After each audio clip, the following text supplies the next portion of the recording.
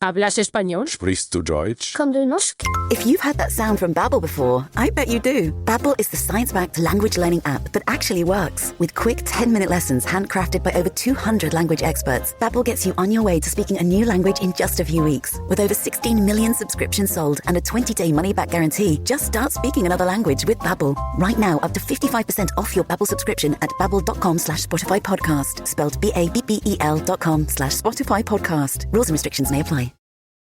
This episode is brought to you by Shopify. Do you have a point of sale system you can trust, or is it a real POS? You need Shopify for retail. From accepting payments to managing inventory, Shopify POS has everything you need to sell in person. Go to shopify.com/system, all lowercase, to take your retail business to the next level today. That's shopify.com/system.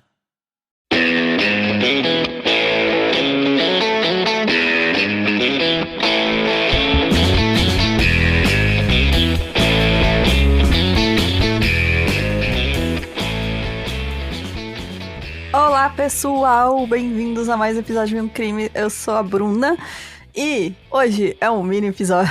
Eu sei que a gente tinha marcado hoje era dia de um episódio grande, mas infelizmente a gente não ia conseguir gravar juntas essa semana, então vamos fazer um mini e aí semana que vem a gente volta com o episódio grande. E, gente, eu sei que não é todo mundo que sabe, mas a gente faz um mini episódio porque a gente não tem tempo de preparar um episódio grande por semana.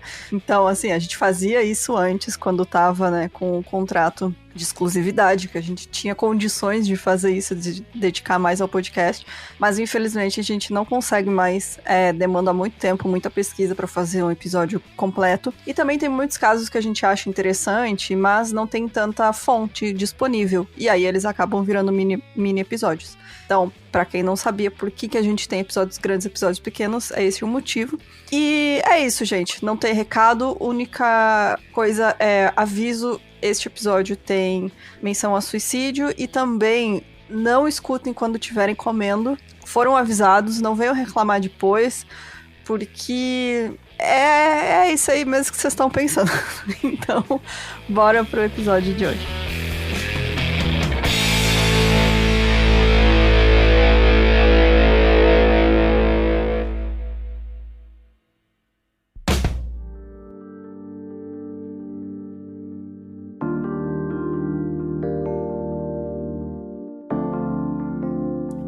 Karl Denke, ele nasceu em 11 de fevereiro de 1860 em Peraí, gente, tá difícil.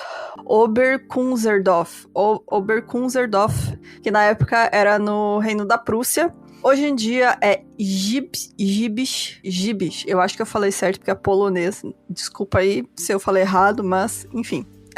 Atualmente é a Polônia, essa cidade Gibisz. O Google me diz que é assim que fala.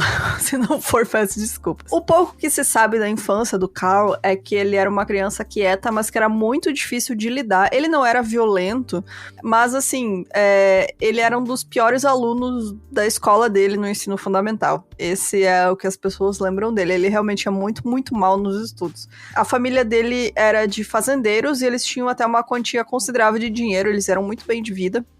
Por conta da fazenda. E aí, aos 12 anos, o Karl terminou a escola e ele fugiu de casa. E aí ele se tornou aprendiz de jardineiro e foi levando a vida dele assim. E aí, quando ele tinha 25 anos, o pai dele morreu e a fazenda da família passou pro irmão mais velho. E aí, com o dinheiro que ele recebeu da herança, o Karl comprou um pedaço de terra para ele. Mas ele logo percebeu que não tinha jeito para a vida de fazendeiro, e aí ele vendeu a sua terra e comprou uma casa na cidade. Devido à crise econômica e à inflação da época, as economias do Karl não duraram muito tempo e ele precisou vender a casa, mas ele continuou morando assim em um cômodo, né, um pequeno apartamento assim no térreo da casa que tinha lá, e ele ocupou também um galpãozinho que tinha, que era tipo uma sala comercial, uma lojinha que ficava ao lado da casa. E aí nessa loja o Karl vendia produtos de couro e pedaços de carne sem osso, ele fazia carne em conserva. que na época era uma coisa que eles comiam muito, não sei se comem ainda hoje em dia, mas, né, a gente sabe que o pessoal polonês adora uma conserva, então é incluindo uma carninha. E o Karl, ele era uma figura muito conhecida na comunidade local, participando como organista na igreja luterana, então ele tocava órgão. E ele era conhecido como Pai Denk ou Papa Denk. E assim, as pessoas sabiam que ele era só o tiozão que morava sozinho. Ele nunca se relacionou com ninguém, nem homens, nem mulheres. Ele era o ermitão, assim, né? O cara solitário, mas que tava sempre ali, né? Então ele também sempre era conhecido por ajudar andarilhos e pessoas em situação de rua. Ele deixava que eles dormissem lá na casa dele de vez em quando. Mas o que ninguém sabia era o que realmente acontecia com muitas dessas pessoas que ele ajudava. Muitas ele não ajudava, na verdade, ele assassinava. Então, a primeira vítima conhecida do Karl foi uma mulher chamada Ida Laudner, em 1903. E em 1909 ele fez outra vítima chamada Emma Sander, de 25 anos. E a última vítima conhecida foi o Rochus Paulik. Mas as autoridades estimam que o Karl assassinou entre 30 a 42 pessoas. Isso por conta de tudo que foi encontrado na casa dele depois. Não se tem o número exato, não se tem a identidade dessas vítimas. Mesmo as que se tem identidade foi porque encontraram documentos na casa dele. Outras, assim, ele tinha anotado só o nome e o ano que ele assassinou. Mas, como eu comentei, muitas eram andarilhas e pessoas pobres, né, em situação de rua. Então, essas pessoas simplesmente sumiam. Então, além de assassinar essas pessoas, ele retirava partes de suas peles para fazer acessórios que ele vendia em sua loja, como suspensórios, cintos e cadarços de sapato. E ele também preparava pedaços de carne humana para consumir. Algumas fontes dizem que ele vendia esta carne em conserva no comércio de rua local, anunciando como sendo carne de porco. Outras fontes dizem que era ele que comia a carne e ele também servia para essas pessoas que iam passar na casa dele.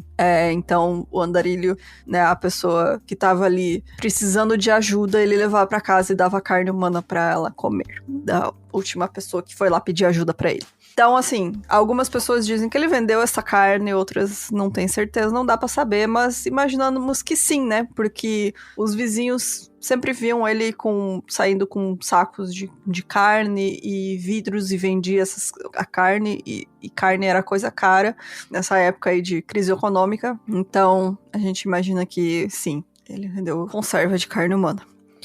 Em 21 de dezembro de 1924, um andarilho chamado Vincent Olivier foi até a casa do Karl depois de receber a indicação de uma mulher na cidade, que deu conselho para ele de visitar o Papa Denk, porque todo mundo sabia que ele ajudava e fazia caridade com os necessitados. Chegando lá, o Karl disse pra ele que ia dar dinheiro se o Vincent escrevesse uma carta pra ele. E depois de entrar e sentar em uma mesa pra escrever essa carta, ele se virou no momento em que o Karl estava preparando um golpe de picareta pra acertar em sua cabeça. O Vincent conseguiu desviar do golpe fatal, mas ainda assim ele foi atingido e ficou com um grande ferimento na cabeça. E aí ele lutou com o Karl pra tentar desarmar ele, conseguiu escapar, e aí ele saiu pela porta da frente gritando, escorrendo sangue, porque era um ferimento na cabeça, né, que sai muito sangue. E ele saiu gritando, assim, era 1h que um maluco tava tentando matar ele. Os vizinhos logo alertaram as autoridades e a polícia foi até o local. E, chegando lá, a polícia não acreditou na história do Vincent, né? Por quê? Por conta dessa reputação do Karl como um cidadão de bem. Ele era um cara da comunidade, ele ia na igreja, ele tocava órgão, ele ajudava os necessitados. Então, quem foi preso, na verdade, nessa hora, foi o Vincent. Sim, o coitado quase foi assassinado, conseguiu fugir e aí foi preso por, abre aspas aí, que são termos da época, né, vagabundagem e mendigagem, que eram as leis, né, que proibiam as pessoas de ficar na rua à toa e pedir dinheiro.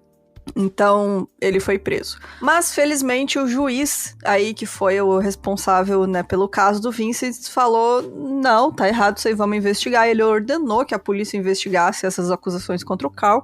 E aí, o Karl foi levado para a delegacia para prestar depoimento. Mas enquanto ele tava lá, ele foi colocado em uma cela, né? Que é aquelas... às vezes eles colocam numa cela pra esperar, né? Pra passar um tempo e a pessoa fica lá pensando na vida até ser interrogada. E enquanto ele estava esperando para ser questionado, Carl cometeu suicídio, se enforcando antes que o interrogatório fosse feito. Foi só depois da morte dele que a polícia foi investigar a sua casa e aí descobriu uma enorme quantidade de partes humanas e coisas feitas de pele humana. Então aqui, todas as informações a seguir do que foi encontrado na casa do Carl foram de um relatório feito em 1926 por Friedrich Pietruszki, que era o chefe do Instituto de Medicina Legal de Breslau. Então, a lista é grande. Então, as primeiras... Abre aspas, tá, gente? As primeiras descobertas feitas na casa do Carl durante a busca foram ossos e pedaços de carne. Estes últimos estavam em uma solução salina encontrada em um tambor de madeira. Tinham ao todo 15 peças com pele, 2 partes do peito, com muitos pelos, um tronco cortado ao meio, 3 dedos acima do umbigo. Seu limite lateral é a omoplata anterior. No pedaço da parede abdominal anterior é visível o meio do umbigo.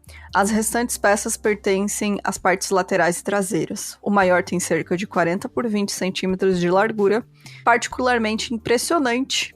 Palavras aí do senhor Frederick. Foi um ânus muito limpo com grandes partes de ambas as nádegas. A carne é vermelha acastanhada e não dá a sensação de que o corpo teria perdido muito sangue. No dorso é visível alguma descoloração suave azulada e livor mortis, o que leva a concluir que o desmembramento do corpo ocorreu várias horas após a morte. Em 3 panelas de tamanho médio cheias de molho cremoso, foi encontrado um pouco de carne cozida parcialmente coberta com pele e cabelo humano. A carne era rosada e macia. Todas as peças pareciam cortadas das nádegas. Um pote tinha apenas meia porção. E aí ele coloca, Carl deve ter comido o outro pedaço pouco antes de ser preso. Mas não tem prova de que ele realmente comeu. Mas a gente imagina que sim, né? Porque, enfim, tava lá. Continuando, no terceiro pote foram encontrados numerosos pedaços de pele humana e partes da aorta numa massa gelatinosa. Uma tigela sobre a mesa de seu quarto estava cheia de gordura de cor âmbar que parecia ser humana. O teste biológico deu um resultado positivo fraco para a presença de proteína humana. No barracão, onde foram encontrados os pedaços de carne, encontrava-se também um barril cheio de ossos limpos de tendões, músculos, etc., muito provavelmente previamente cozinhados. A investigação revelou inicialmente a existência de 6 ossos do antebraço, o que significa que pertenciam a pelo menos 3 pessoas diferentes. Os outros vestígios foram encontrados atrás do galpão. Uma parte de uma perna permaneceu no lago, que Carl havia cavado muitos anos antes, e também pedaços de esqueleto foram descobertos na floresta local. Consideravelmente mais reveladora foi a coleção dentária de Carl. Recebemos um total de 351 dentes. Entre os suspensórios encontrados, 3 partes eram feitos de pele humana. A certa altura, é óbvio que ele fez cortes sob os mamilos, que ainda são claramente visíveis. 4 são remendados com pele humana retirada da região pubiana. Alguns vestígios de lêndias de piolho também foram discernidos ao microscópio. Todos os suspensórios apresentaram vestígios de uso e um deles foi encontrado no próprio Carl. Além dos suspensórios, Carl também recortou tiras de couro de pele humana, que tratou com graxa de sapato e partes das quais foram costuradas com pedaços e trapos de pano. Muitos desses cadarços eram feitos também de cabelo humano. E assim, gente, tinha uma lista gigante de ossos e pedaços de ossos que foram encontrados. E, em resumo, muita gente morreu. As vítimas foram tantas que pedaços de ossos continuaram a ser encontrados nos anos seguintes pelas famílias que foram morar lá depois. Até o final dos anos 40, depois da Segunda Guerra Mundial, encontraram pedaços de ossos nessa casa. O Carl passou pelo menos 15 anos assassinando pessoas que eram invisíveis para a sociedade, por isso ele nunca foi pego pelos seus crimes. Isso porque tinha um relato de uma outra pessoa, um outro homem que já havia escapado dele, saiu ensanguentado da casa gritando e ninguém deu bola. E os vizinhos também já haviam reclamado do cheiro muito forte que vinha da casa dele.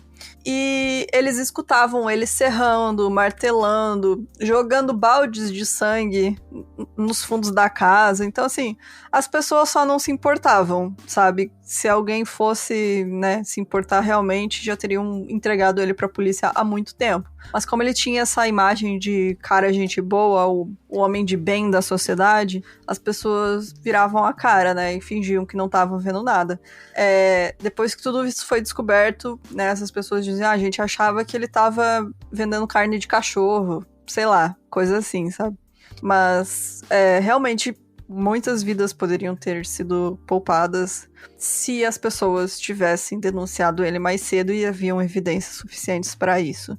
Então, é muito triste essa história, porque foram muitas e muitas e muitas vítimas. E aí ele ficou conhecido como o canibal de Zibich, canibal de Münsterberg, ou o canibal esquecido, porque, né, aconteceu há tanto tempo que as pessoas acabaram esquecendo, ficou só nessa região. Então, de 1903 a 1924, ele assassinou pessoas nessa região ali.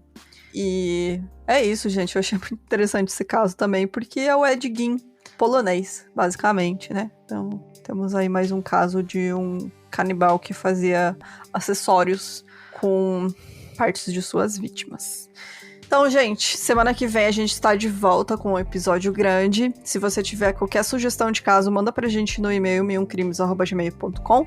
Você pode nos apoiar com qualquer valor, inclusive, se você quiser. No nosso site tem todas as formas que você pode apoiar, no 1001crimes.com.br. Lembrando que você pode também ouvir pelo Orelo, que também a gente aí recebe pelos plays. E agora a gente também tá colocando anúncios, né, no Spotify. Finalmente temos esta opção aí de mais um modo de monetizar e a gente continuar crescendo o podcast. Então, beijos, até semana que vem. Tchau, tchau.